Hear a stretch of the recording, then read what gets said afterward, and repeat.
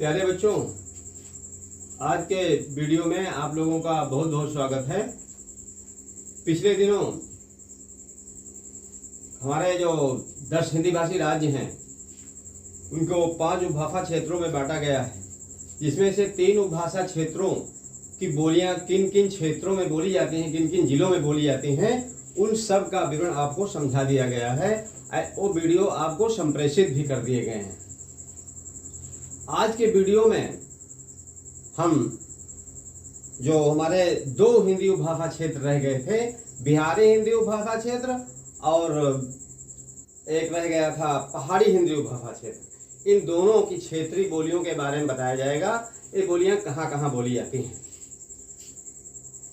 Video बनाने के पहले आप लोगों से हमारा एक आग्रह है कि हमारा वीडियो आपको अगर अच्छा लगे, पसंद आए तो अवश्य सब्सक्राइब कीजिए और बेल आइकन दबा करके हमको अपने से जोड़ लीजिए, जिससे हमारे वीडियो आपको बराबर मिलते रहें और उसका आप लाभ उठाते रहें।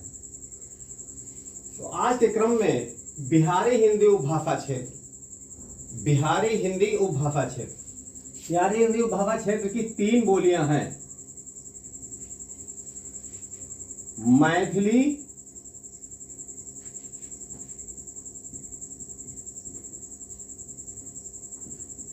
दूसरी है मगही और तीसरी है भोजपुरी। इस प्रकार से 3 बोलियां हुई, मैथिली, मगही, भोजपुरी। तो ये बिहारी उपभाषा हिंदी क्षेत्र की हमारी बोलियां हैं। सबसे पहले हम मैथिली को लेते हैं। मैथिली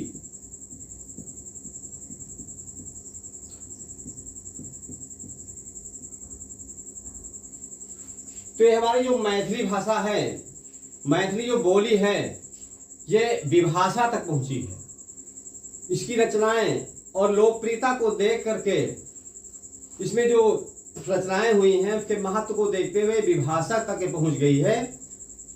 इसलिए हमारी जो मैथिली है यह अपने क्षेत्र में बहुत मान्य भाषा है। इसका जो केंद्र है वो मिथिला है।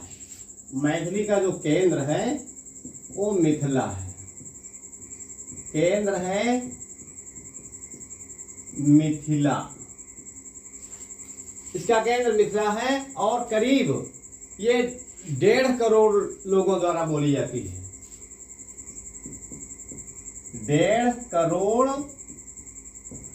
लोगों द्वारा ये बोली 1.5 करोड़ लोगों द्वारा बोली जाती है।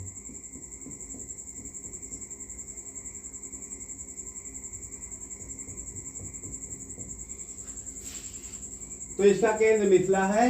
मिथिला से इसका विकास हुआ है और 1.5 करोड़ लोगों द्वारा बोली जाती है।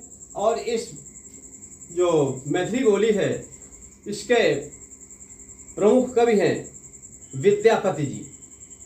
विद्यापति जी ने पदावली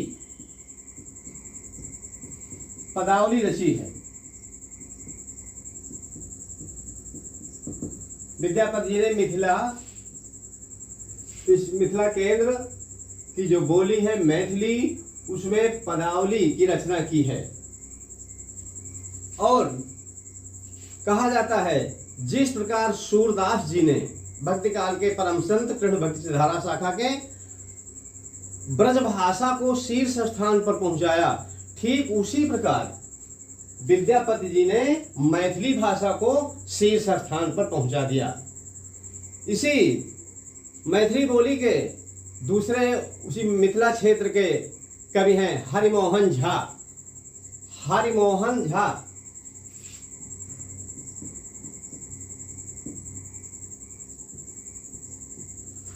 हरिमोहन झा ने भी इस मैथिली में कुछ साहित्य की रचना की है। इनका उपन्यास है द्विरागमन।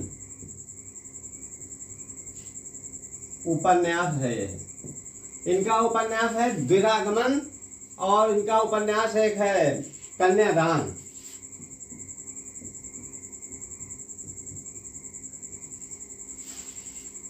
तो हरिमोहन झा ने, विद्यापति ने इस मैथिली भाषा को आगे बढ़ाया। नागार्जुन, आपने सुना होगा, बाबा नागार्जुन। नागार्जुन ने यात्री नाम से लेखन किया।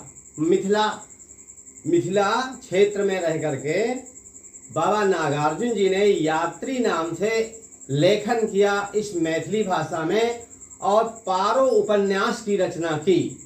इनके कविता संग्रह को कविक स्वप्न कहा जाता है।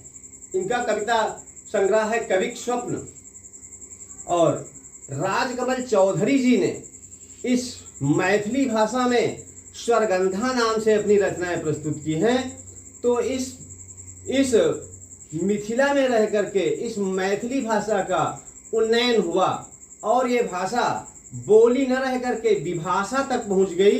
इतनी रचनाएं साहित्यिक रूप में इसका महत्व मिला कि विभाषा बनी और विभाषा से इसका महत्व बढ़ गया है। आप लोग जानते हैं तो बोलियों से विभाषा बनती है और विभाषा से भाषा का निर्माण होता है। तो हमारी जो 17 बोलियां हैं उनमें जो 2 बोलियां ऐसी हैं जो विभाषा तक पहुंच गई हैं, भाषा तक पहुंच गई हैं, जिनमें आपकी अवधी है, जिनमें आपकी खड़ी बोली है, जिनमें आपकी मैथिली है, जिनमें आपकी भोजपुरी है। तो ये विभाषा तक पहुंच गई है। खड़ी बोली तो भाषा तक पहुंच गई है। ब्रज बोली थी, वो भाषा ब्रज भाषा के नाम से प्रसिद्ध हो गई है। तो अब हम आगे चलते हैं। इस मैथिली बोली का जो क्षेत्र है उस पर हम प्रकाश डालते हैं। तो इसका क्षेत्र है मैथिली भाषा। ये मैथिली बोली दरभंगा मुजफ्फरनगर, दरभंगा क्षेत्र, दरभंगा मुजफ्फरनगर। तो ये मैथिली दरभंगा और मुजफ्फरनगर जानो काव्यबद्ध कर दिया गया है अपने हमारे बच्चों को याद करने के हिसाब से। पूर्णिया मुंगेर मैथिली मानो, पूर्णिया मुंगेर मैथिली मानो।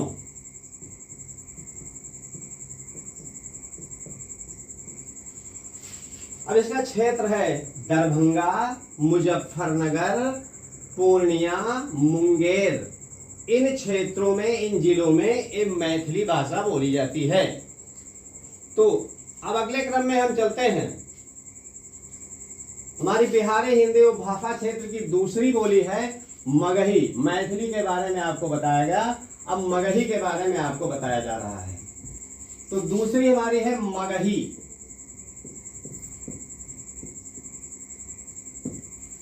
मगही का जो क्षेत्र है ये बिहारी उपभाषा हिंदी क्षेत्र की बोली है। और पटना गया पलामू मानो, पटना गया पलामू मानो लिखी भी दे रहे हैं। पटना गया पलामू मानो, पटना गया पलामू मानो। तो ये पटना, गया और पलामू इन जिलों की बोली है। मुंगेर, भागलपुर, सारण भी जानो।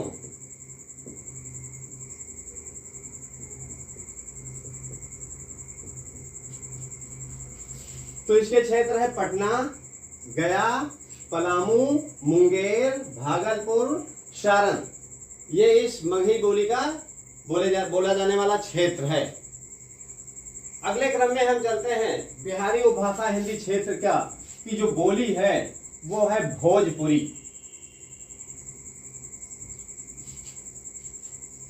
ये भोजपुरी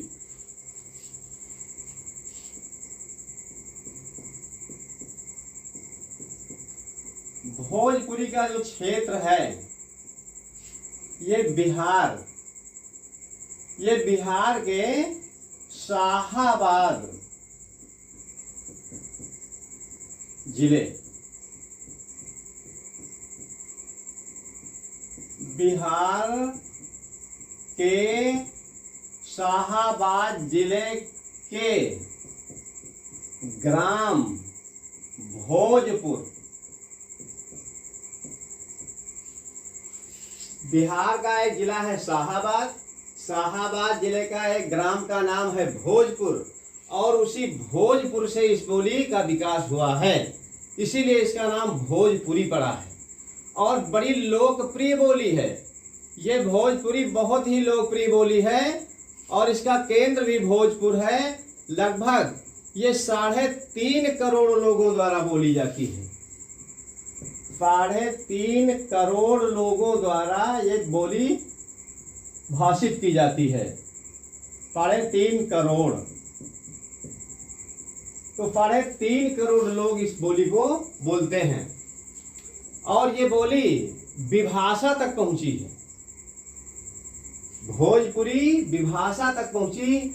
हमने बताया है हिंदी की जो 17 बोलियां हैं उनमें ये भोजपुरी भी उस विभाषा तक पहुंची है। तो इस भोजपुरी भाषा का साहित्य पर्याप्त है और यहाँ के जो इस भोजपुरी के जो कवि हैं इनका नाम है महेंद्र मिश्र, शुद्ध नाम है महेंद्र मिश्र। उनको भोजपुरी का महाकवि कहा जाता है। महेंद्र मिश्र को भोजपुरी का महाकवि कहा जाता है। भोजपुरी का महाकवि इनको कहा जाता है और इन्होंने बहुत साहित्य की रचना की है भोजपुरी में। भिखारी दास ठाकुर, भिखारी दास ठाकुर को, भिखारी दास ठाकुर को भोजपुरी का शेक्सपियर कहा जाता है।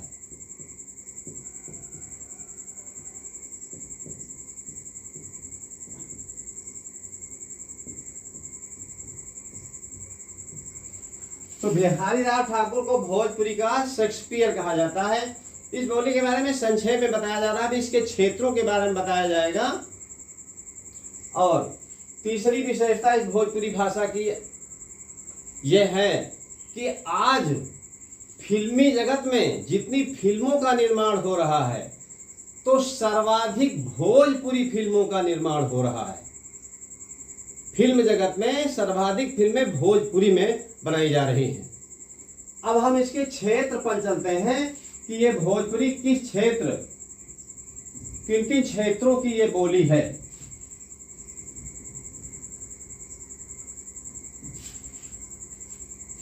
तो भोजपुरी जौनपुर,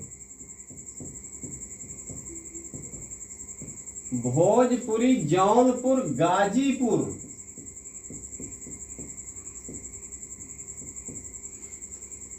वाराणसी,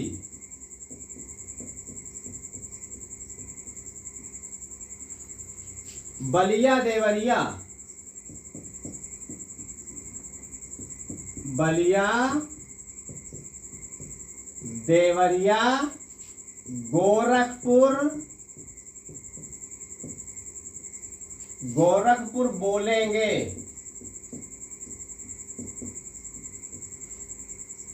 फिर भभुआ, शाहाबाद, बस्ती, भभुआ शाहाबाद बस्ती, आजमगढ़, आजमगढ़, चंपारण में, चंपारण में, सिवान, गोपालगंज, सारन के साथ बोलेंगे।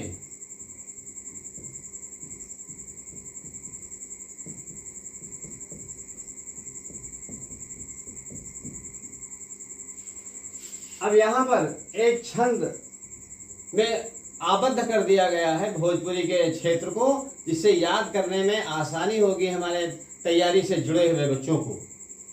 भोजपुरी जौनपुर गाजीपुर वाराणसी बलिया देवरिया गोरखपुर बोलेंगे। भभुआ शाहाबाद बस्ती आजमगढ़ चंपारण में सिवान गोपालगंज सारण के साथ बोलेंगे।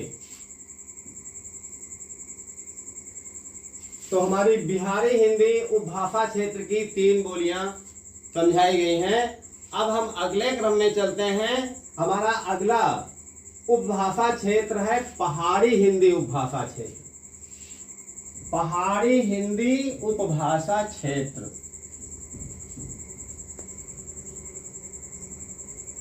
तो पहाड़ी हिंदी उपभाषा क्षेत्र है अगला। पहाड़ी हिंदी उपभाषा क्षेत्र। पहाड़ी हिंदी उपभाषा क्षेत्र की 2 बोलियां हैं। एक है मध्यवर्ती पहाड़ी, मध्यवर्ती पहाड़ी, और दूसरी है पश्चिमी पहाड़ी, पश्चिमी पहाड़ी। तो पहाड़ी हिंदी उपभाषा क्षेत्र की हमारी 2 बोलियां हैं मध्यवर्ती पहाड़ी।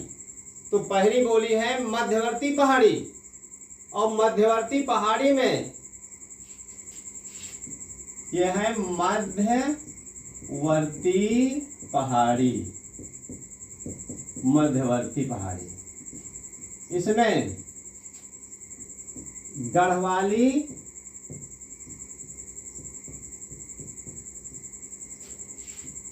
कुमायूनी आती है। मध्यवर्ती पहाड़ी में गढ़वाली और कुमायूनी आती हैं। अब हम ये देखेंगे कि गढ़वाली और कुमायूनी ये कहाँ बोली जाती हैं, इनके क्षेत्रों को हम देखेंगे।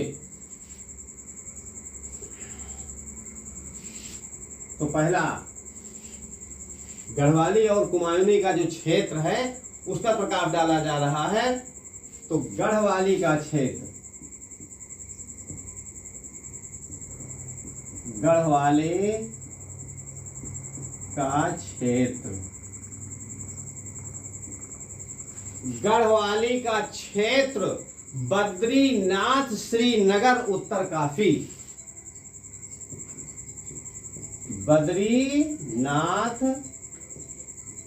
श्रीनगर उत्तरकाशी। तो पहला हमारा हल्का सा छंद हो गया है बद्रीनाथ श्रीनगर उत्तरकाशी।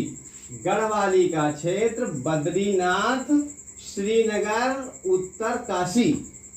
ये बद्रीनाथ धाम जो कहा जाता है वही क्षेत्र है इसका। कुमायूनी नैनीताल अल्मोड़ा, कुमायूनी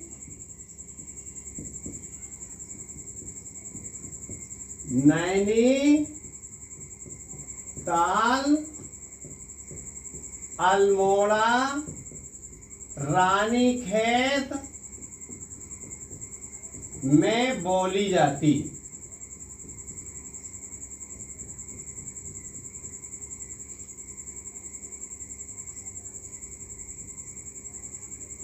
अब आप लोगों को यहां बता दिया गया मध्यवर्ती पहाड़ी, पहाड़ी हिंदी उपभाषा क्षेत्र की 2 बोलियां मध्यवर्ती पहाड़ी। मध्यवर्ती पहाड़ी में गढ़वाली और कुमायूनी आती हैं।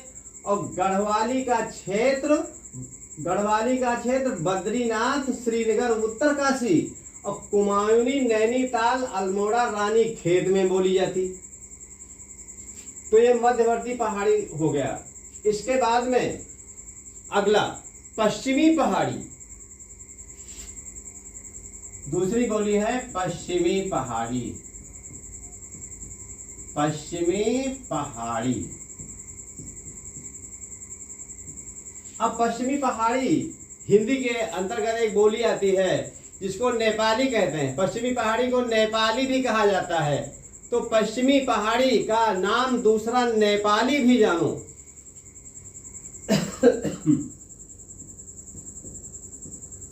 पश्चिमी पहाड़ी का नाम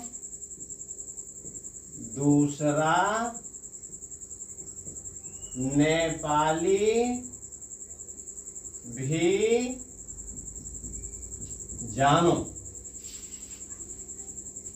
तो इसका दूसरा नाम नेपाली भी है। शिमला, मंडी, चंबा, जौनसार। शिमला, मंडी, चंबा, जौनसार,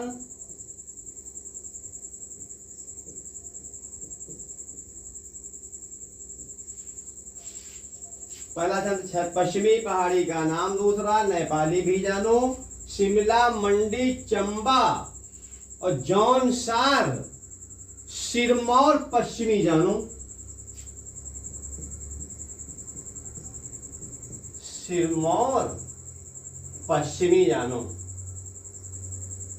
पश्चिमी पहाड़ी जानो।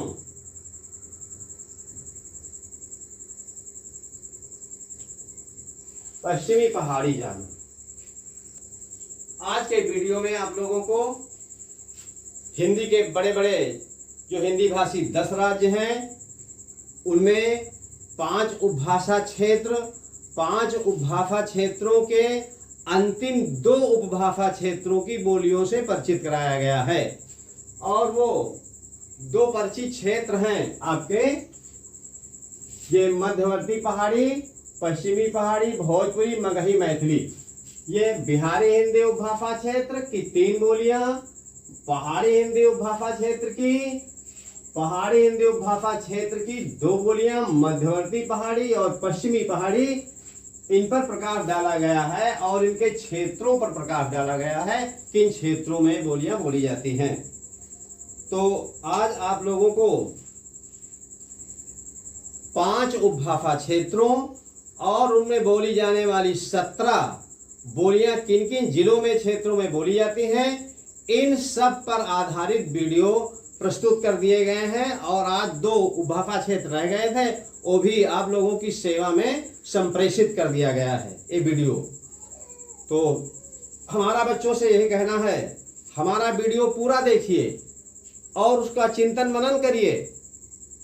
अगर इसमें कुछ सार गर्भित बातें आपको मिलें तो इसे आप जरूर ही पसंद करें, सब्सक्राइब करें और बेल आइकन दबा करके हमसे सीधे जुड़ने का प्रयास करें, जिससे हमारे वीडियो आप लोगों की सेवा में संप्रेषित होते रहें और आपको उनकी सूचना प्राप्त होती रहे।